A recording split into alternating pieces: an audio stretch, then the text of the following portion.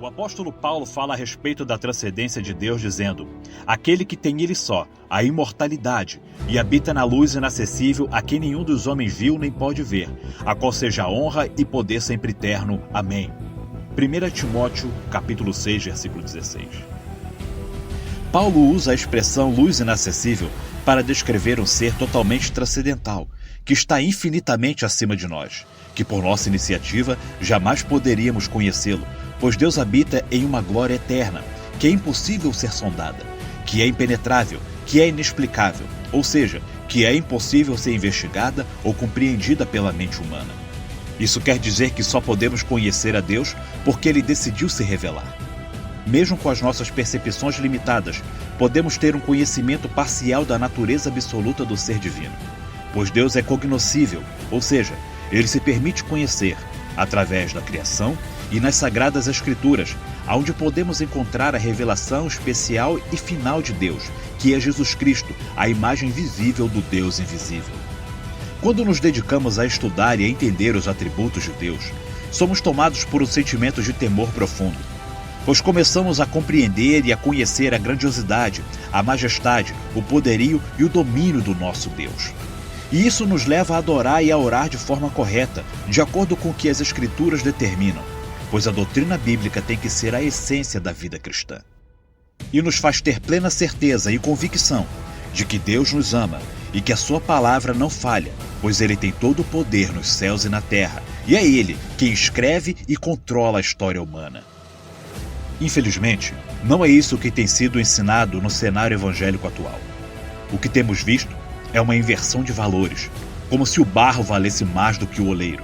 Na realidade, o que temos presenciado é uma cristandade apóstata, que desconhece completamente o Deus das Escrituras, que ao invés de examinar por si mesmo as Escrituras Sagradas, preguiçosamente aceita o ensino pragmático, sincrético, desonroso e degradante de pregadores que apresentam um falso Deus e um outro evangelho, que satisfaz as necessidades práticas e todos os desejos e caprichos dos homens, diminuindo o Deus das Escrituras e colocando o homem como centro, o foco da adoração e da autoridade, determinando o que Deus deve fazer ou não, colocando Deus na parede e dizendo: se ele não fizer isso ou aquilo, ele não é Deus. Isso é heresia e um grande pecado contra o El Elyon, o Deus Altíssimo, o possuidor dos céus e da terra. Nas Sagradas Escrituras nós vemos uma outra realidade. Nós vemos nitidamente os atributos de um Deus que é soberano, que está assentado em um alto e sublime trono de glória e santidade, que é 3 vezes santo, que é o Senhor dos exércitos, que exerce poder total sobre todas as coisas visíveis e invisíveis, cujos moradores da terra são para ele como nada, pois ele é o Rei dos reis e Senhor dos senhores, o Criador e sustentador de todas as coisas. Tudo que existe no universo depende de Deus. Uma simples flor, um simples átomo ou a complexa estrutura do DNA só podem existir porque Cristo sustenta com a palavra do seu poder. Um vírus só pode existir porque Cristo ordenou que existisse.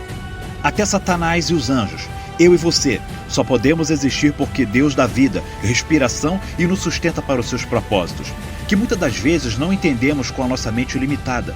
E mesmo sem entender, nos prostramos em adoração e rendemos graças ao soberano Senhor de nossas vidas e reconhecemos que só o Senhor é Deus.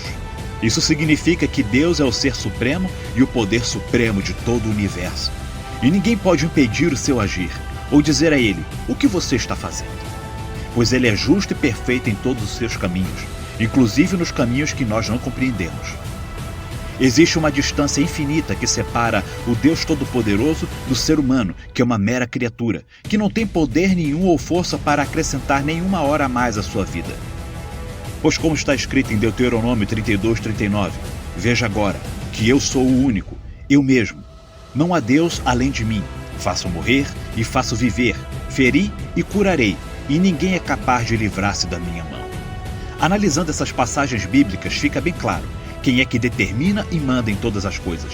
E esse alguém não é o homem. E é por isso que a doutrina da soberania de Deus é tão atacada, odiada e desprezada em nossos dias.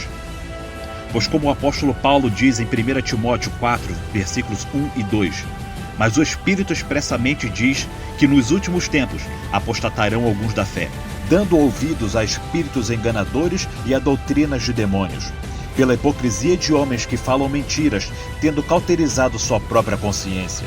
E em 2 Timóteo, capítulo 4, versículos 3 e 4. Virá o tempo em que não suportarão a sã doutrina, mas tendo comichão nos ouvidos, amontoarão para si doutores conforme as suas próprias cobiças, e desviarão os ouvidos da verdade, voltando às fábulas.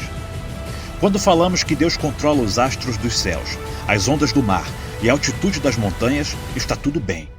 Porém, quando falamos que Deus é soberano e controla cada passo das nossas vidas, e que Deus tem misericórdia de quem Ele quer e endurece o coração de quem Ele quer, muitos rangem os dentes e levantam um punho cerrado contra os céus, e recusando a aceitar a Deus como Senhor da história humana, assentado em seu trono soberano.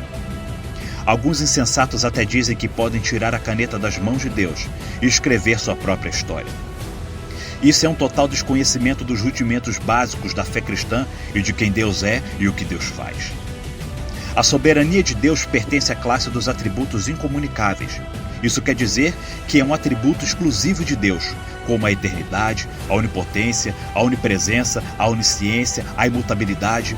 Apenas Ele tem essas qualidades e elas não foram transmitidas a nenhum ser criado. Deus não compartilhou tais atributos com o homem, e é por isso que somente Deus é soberano e livre para fazer o que Ele quiser. Saber que servimos a um Deus soberano, que está entronizado e detém o controle de todas as coisas nos céus e na terra, nos mares e em todas as profundezas, nos dá segurança, consolo e uma fé inabalável, pois sabemos que o nosso Deus é um Rei que zela, preserva, restaura, cuida e supre o seu povo, de forma sábia e afável, cujo reinado não tem fim. Felizes são aqueles que fazem parte do reino eterno do único e verdadeiro Deus. Adoremos e humildemente nos prostremos diante do soberano Senhor de toda a terra e céu.